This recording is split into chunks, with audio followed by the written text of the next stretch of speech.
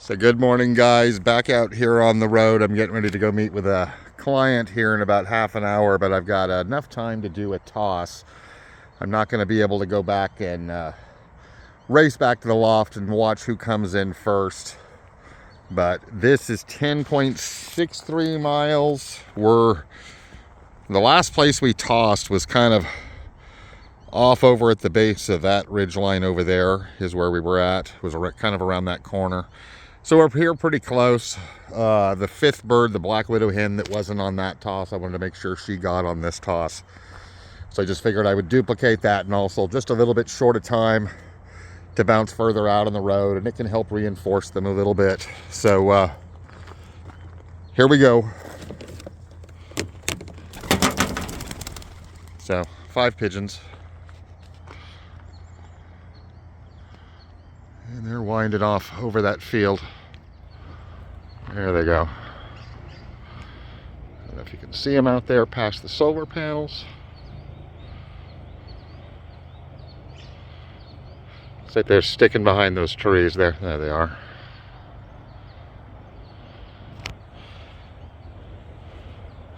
So in the past, this toss site has been a little bit tough. One of the first times I tossed here, kind of that second ridge line, they went up that ridge line and climbed up into that that creek bottom. But looks like they are off at this point. Once again, very, very brushy territory here. But we are still down in this creek bottom, big vineyard here. So there is kind of a bigger open area, but there are power lines and whatnot. But that is it, guys. I think next toss, I'm going to go ahead and chip everybody after this so we can kind of monitor them better. But we won't really know what kind of returns we have because, I mean, I'm going to be a while on the job. Usually I'm out 3 or 4 hours usually. So we will see when we get home what the results are, see if everybody is coming back or not. I will see you there. In the meantime, be sure to bounce over to Little Loft on the Hill. We raced there today. Looks like I had the 5th bird in the loft so far. It's the only cock, so I'm happy about that. Having the 5th bird in the loft and the only cock bird so far. But long way to go on that race. We'll kind of see where we wind up. So I'll see you at the loft.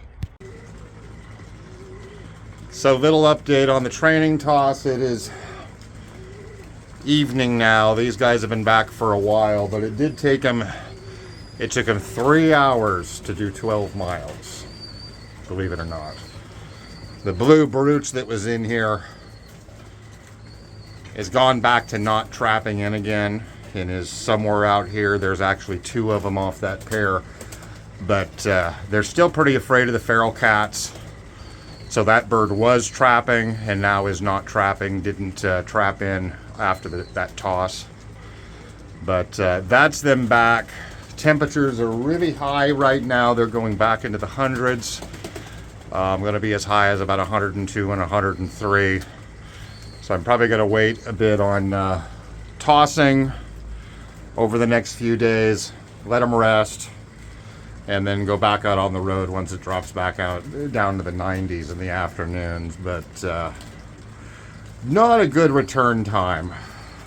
The black did make it home, which was a concern. That was the bird I was concerned about, but she does look a little bit run down a little bit, even from that distance after flying for 3 hours. So unfortunately, the big issue here with these guys is we're kind of scraping the bottom of the genetic barrel.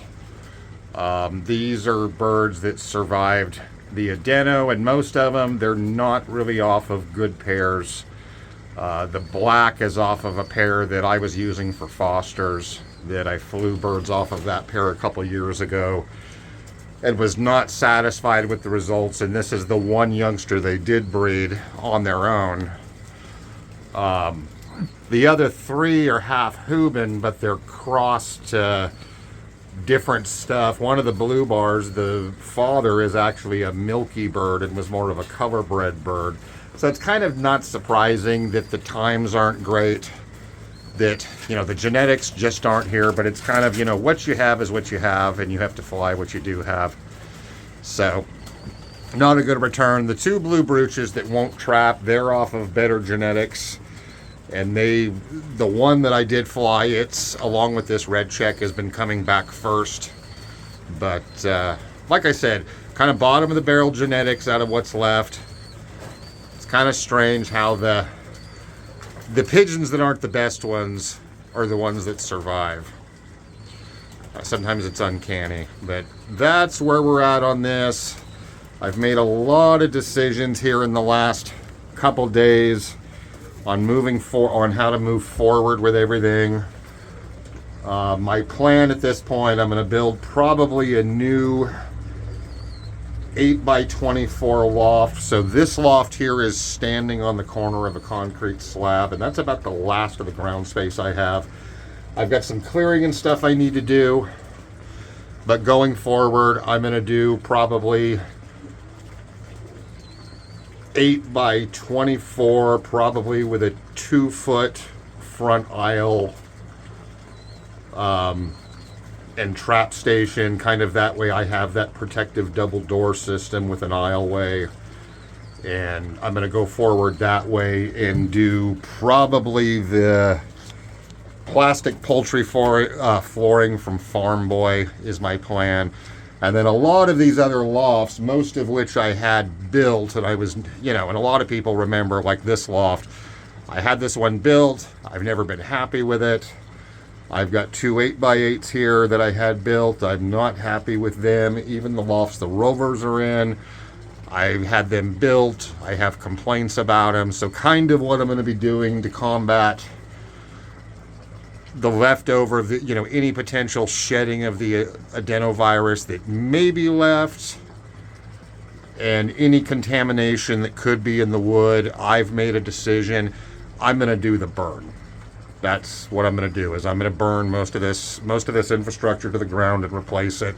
It's just a matter of getting it done. I've got some hired help coming tomorrow. This concrete slab here, I've got a lot of stuff stored on it. There's an old 10x10 loft behind us that's probably 25, 30 years old now. It's one of the last old ones left that I'm going to have my hired help start dismantling it and burning it down. Biggest issue is we're still in fire season here, so it's going to take a while to do that, but that's the plan, is to kind of just start clearing stuff out, opening up some ground space, getting new infrastructure built, and kind of starting from scratch again, and definitely using plastic wire floors from here out.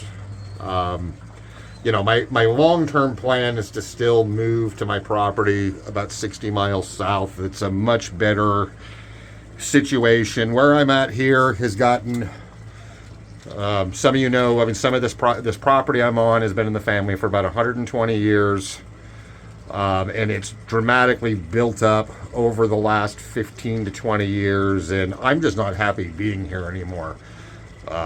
It used to be very rural, and now it's basically it's not even suburbia anymore. It's part of the city. I've mentioned in the past, you know, I did fight with the local city powers here over poultry, caused a lot of stress, cost a lot of money. You know, we won. But, you know, what is it you really win other than to preserve your rights? In order to preserve your rights, you have to spend a lot of money and time and stuff like that. And needless to say, it's just become not worth it in the long term to stay, you know, which is, you know, if you, you know, if you're somebody who's from somewhere where you grew up and your family, you know, has been there for a long time, it's very difficult to move on from the things you know.